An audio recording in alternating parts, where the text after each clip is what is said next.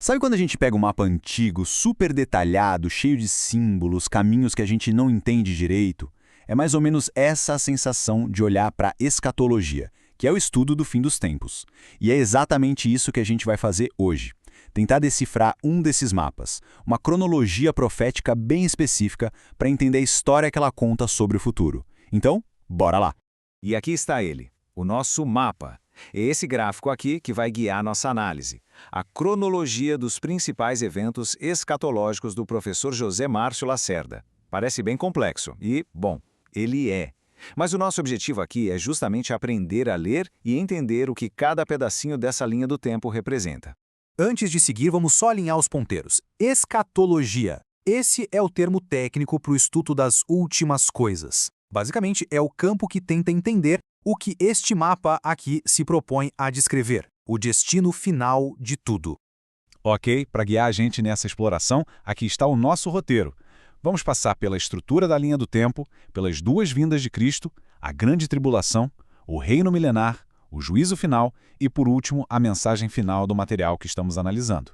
Nesta cronologia, os grandes pontos de referência, sabe, aqueles pilares que sustentam toda a sequência de eventos, são a primeira e a segunda vinda de Cristo. E olha só que interessante a diferença de propósito aqui. Segundo o material, a primeira vinda foi toda sobre sacrifício para lidar com o pecado. Já a segunda, bom, o objetivo é outro, trazer a salvação definitiva para quem está aguardando. E essa diferença ela é fundamental, porque é o que separa a era da graça da era do julgamento e do cumprimento das profecias. A base para a primeira vinda, que está lá no comecinho do nosso mapa, é a encarnação. A ideia de que o verbo se fez carne, um evento que basicamente dá o start na contagem para todo o resto. E aqui, a promessa da segunda vinda. Esse é o grande evento catalisador no mapa, o ponto que dá início àquela sequência intensa de eventos do fim dos tempos que a gente vai ver. É a chegada que, segundo essa linha do tempo, muda completamente o jogo. Agora, a gente entra na parte mais densa e, digamos, intensa do nosso mapa, o período conhecido como a tribulação. Se as duas vindas são os pilares, essa parte aqui é a travessia perigosa entre o que já foi e o que ainda está por vir. No centro dessa jornada tem uma figura central, o Anticristo. Segundo o mapa, ele não é só uma força do mal genérica, mas um ator político e espiritual bem específico que sobe ao poder e se torna o grande antagonista desse período.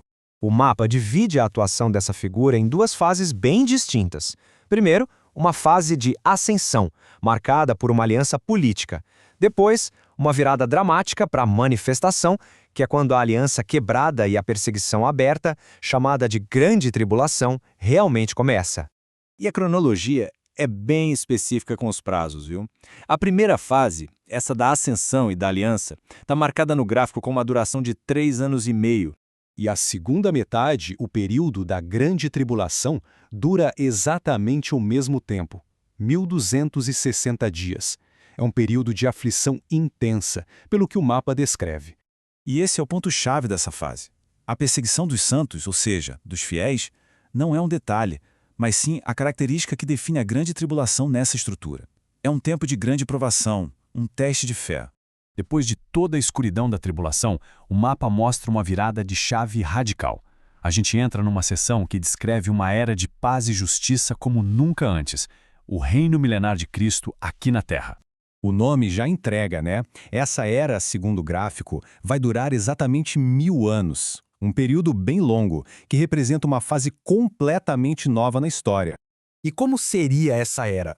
O mapa descreve como uma inversão total do período anterior. Cristo reina diretamente na Terra, os santos governam junto com ele e, o mais notável, a força antagonista, Satanás, é presa, tirada de cena durante todos esses 1000 anos.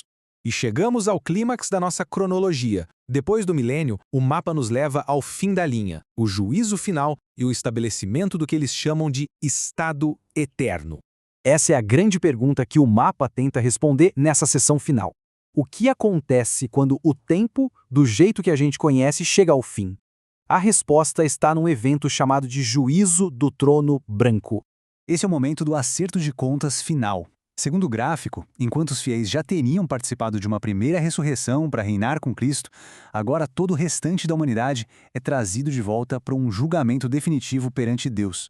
O mapa é bem direto sobre os resultados desse julgamento. Entidades espirituais como Satanás, a morte e o Hades, junto com as figuras da tribulação, a besta e o falso profeta, e todos os seres humanos cujos nomes não estão no livro da vida, todos eles compartilham o mesmo destino final.